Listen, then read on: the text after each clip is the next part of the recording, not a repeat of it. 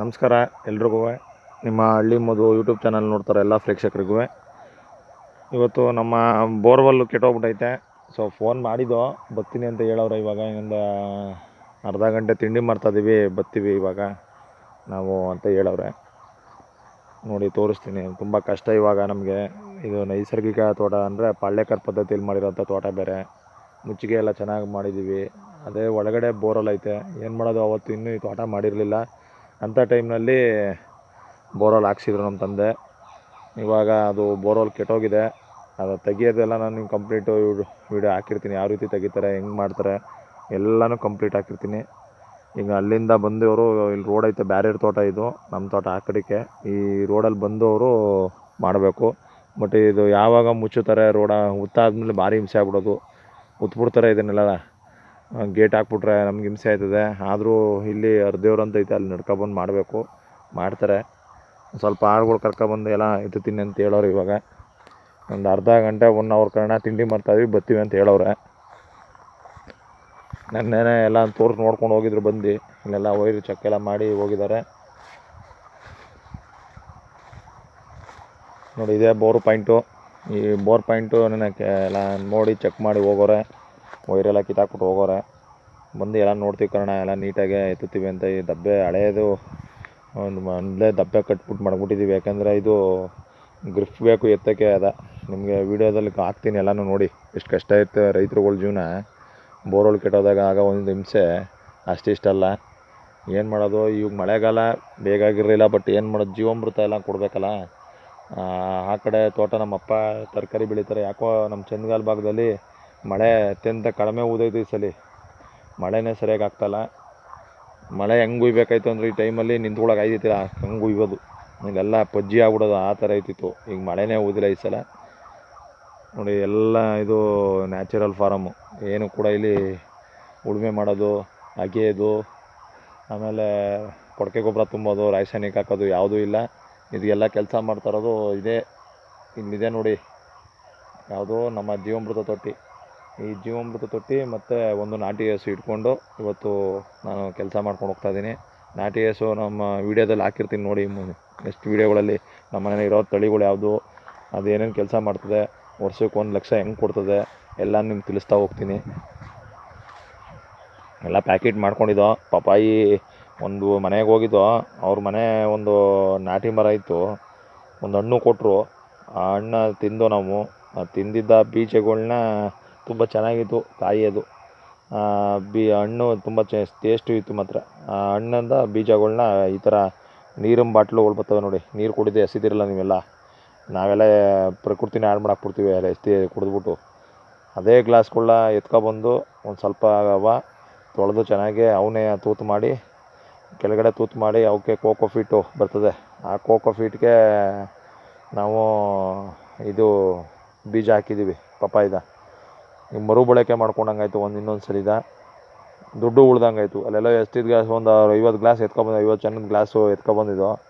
ಅವು ಹಾಕಿ ಈಗ ಮರುಬಳಕೆ ಮಾಡಿ ನೋಡಿ. ಈಗ ಚೇಟಿಗೆ ಪಪ್ಪಾಯಿ ಆಗಿದೆ. ಅದು ಪಪ್ಪಾಯಿ ಗಿಡ ಹುಟ್ಟವೆ. ಅದಾದಮೇಲೆ ನೆಕ್ಸ್ಟು ಎತ್ಕೊಂಡೋಗಿಲ್ಲಾರ ಒಂದು ಕಡೆ ದೂರ ಸುಟ್ಟಾಕ್ಬಿಡ್ತೀವಿ ಅದನ್ನು. ಏನು ಮಾಡೋದು, ಅಲ್ಲೂ ಪ್ರಕೃತಿ ಹಾಳು ಮಾಡ್ದಂಗೆ ಸುಟ್ಟಾಕಿದ್ರು. ಸೊ ಇಲ್ಲಿ ಮೊದಲು ಕವರ್ ತಂದಿದ್ದು, ಇದ್ರದ್ದು ಯಾವುದಪ್ಪ ಕಪ್ ಕವರ್ ತಂದಿದ್ದು. ಆ ಕಪ್ ಕವರಲ್ಲಿ 1 kg ನಿಂಬೆ ಗಿಡಗಳು, ಬೇರೆ ಬೇರೆ ಗಿಡಗಳೆಲ್ಲ ಹಾಕ್ಕೊಂಡಿದ್ದೀವಿ. ಮನೆ ಅಂದರೆ ಮೊದಲೆಲ್ಲ ಹಾಕ್ಕೊಂಡಿದ್ದು. ಈ ಚೆಂಡು ಗಿಡಗಳು ಹಾಕ್ಕೊಂಡಿದ್ದೀವಿ. ಈಗ ಚೆಂಡು ಗಿಡ, ಇಲ್ಲಿ ಹಸಿ ಬಿಸಿಡಿಯ, ನುಗ್ಗೆ, ಇದೆಲ್ಲ ಇದು ಕೋಕೋ ಬೀಜಗಳು. ಈ ಕೋಕೋ ಬೀಜಗಳನ್ನ ನಾವು ಅಡಿಕೆ ತೋಟಕ್ಕೆ ಹಾಕಬೇಕು. ಕೋಕೋದು ಒಂದು ಏನಪ್ಪ ಅಂದರೆ ಬೆನಿಫಿಟ್ಟು, ಎಲೆಗಳು ಚೆನ್ನಾಗಿ ಅಗಲಕ್ಕಿರ್ತವೆ. ಇದ್ರದ್ದು ಇಷ್ಟಿಷ್ಟು ಅಗಲ ಬರ್ತವೆ ಅಂದರೆ ನೋಡಿ. ಇಲ್ಲಿ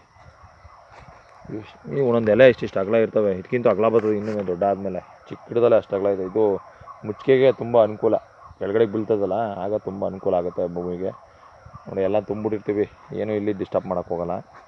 ಎರೆಹುಳಗಳ ಕೆಲಸ ಮಾಡ್ತವೆ. ಜೀವಾಮೃತಕ್ಕೆ ಅಂದ್ಬಿಟ್ಟು ಎಲ್ಲ ತಂದು ಮಾಡೋದು. ಬಟ್ ಅವ್ರು ಬಂದಿಲ್ಲ. ಬಂದಾದಮೇಲೆ ನಾವು ಹೋಗ್ಬೇಕು. ತೋಟ ಎಲ್ಲ ಚೆನ್ನಾಗೈತೆ. ಈ ಬೋರ್ವೆಲ್ಲು ಪದೇ ಪದೇ ನಮಗೆ ಈ ಮಳೆಗಾಲದಲ್ಲೇ ಹೊಡಿತದೆ. ಬೇಸಿಗೆಗಾಲದಲ್ಲೆಲ್ಲ ಎಲ್ಲ ಮೋಟ್ರು ಓಡ್ತಾ ಇರ್ತವೆ. ವೋಲ್ಟೇಜು ಕರೆಕ್ಟಾಗಿ ಸಮರ್ಪಕವಾಗಿ ಹೋಗ್ತಾ ಇರ್ತದೆ.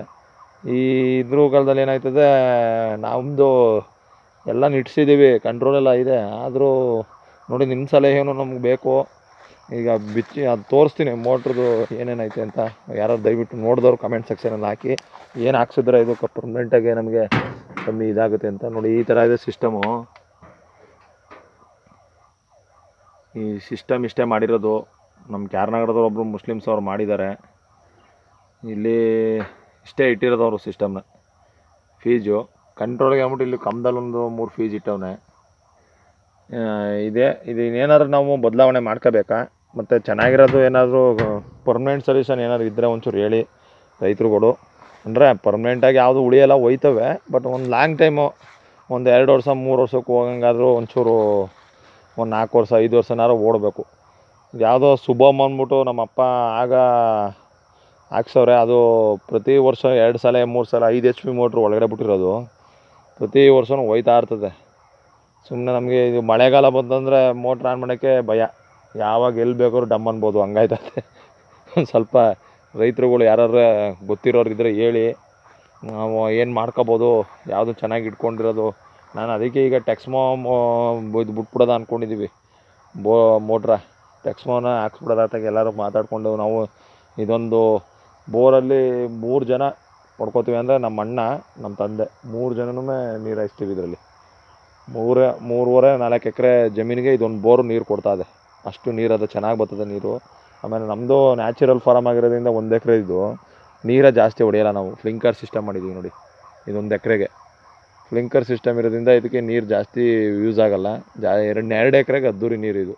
ಅಂದರೆ ಅವರು ಕಮ್ಮಿ ಆ ತೋಟಗಳಾಗಿರೋದ್ರಿಂದ ಈ ಟೈಮಲ್ಲಿ ಒಂದು 6 ತಿಂಗಳು ನಮಗೆ ಚೆನ್ನಾಗಿ ಓಡ್ತದೆ ಇದು ಬೋರು. 6 ತಿಂಗಳು ಬೇಕು ಕರೆಕ್ಟಾಗಿ. ಇನ್ನೊಂದು 6 ತಿಂಗಳು ಮಳೆ ಸ್ವಲ್ಪ ಆಧರಿಸಿತವಾಗಿದ್ದರಿಂದ ಮಳೆ ಬಂದ್ಬಿಡ್ತದಲ್ಲ, ಆಗ ನಮಗೆ ತೊಂದರೆ ಆಗೋಲ್ಲ.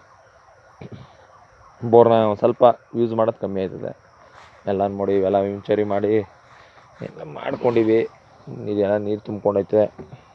ಹೀಗೆ ನೀರು ಬಿಟ್ಬಿಟ್ಟವ್ರಲ್ಲ, ಸ್ವಲ್ಪ ಬಂದ್ಬಿಟ್ಟದೆ. ಮಾಡ್ಕೊಂಡು ಹೆಂಗೋ ಹೋಯ್ತಾವಿ. ಈ ಬಡ್ಡಿ ಮಗಂದು ಬೋರು ಹೋಯ್ತಾನೆ ಇದೆ. ಅದು ಏನು ಮಾಡೋದು ಗೊತ್ತಿಲ್ಲ. ಎಲ್ಲರೂ ಸಬ್ಸ್ಕ್ರೈಬ್ ಮಾಡ್ಕೊಳ್ಳಿ. ಹಳ್ಳಿ ಜೀವನದ್ದು ಪ್ರತಿನಿತ್ಯ ನಮ್ಮ ತೋಟಗಳು ನಮ್ಮ ಇದರಲ್ಲಿ ನಡೆಯುವಂಥದ್ದೇ ಕಂಟೆಂಟ್ ಮಾಡ್ತೀನಿ. ಆಮೇಲೆ ಅದ್ರ ಜೊತೆಗೆ ಊರಿನ ಸಂಪ್ರದಾಯಗಳು, ಹಳ್ಳಿಗಳಲ್ಲಿ ನಡೆಯುವಂಥ ಸಂಪ್ರದಾಯಗಳು, ಆ ಕಲ್ಚರ್ಗಳ ಬಗ್ಗೆನೂ ಕೆಲವು ಒಂದೊಂದು ಹಳ್ಳಿಗಳ ಪಕ್ಕದಲ್ಲಿ ಇತ್ತೀಚೆಗೆ ನಂಗೆ ಫ್ರೀ ಆದಾಗ ನೋಡ್ತೀನಿ. ಜಾಸ್ತಿ ಆದಮೇಲೆ ಯೂಸ್ ಎಲ್ಲ ಆದಮೇಲೆ ಇದು ಸ್ವಲ್ಪ ಜನ ನೋಡೋಕ್ಕೆ ಸ್ಟಾರ್ಟ್ ಮಾಡಿದ್ಮೇಲೆ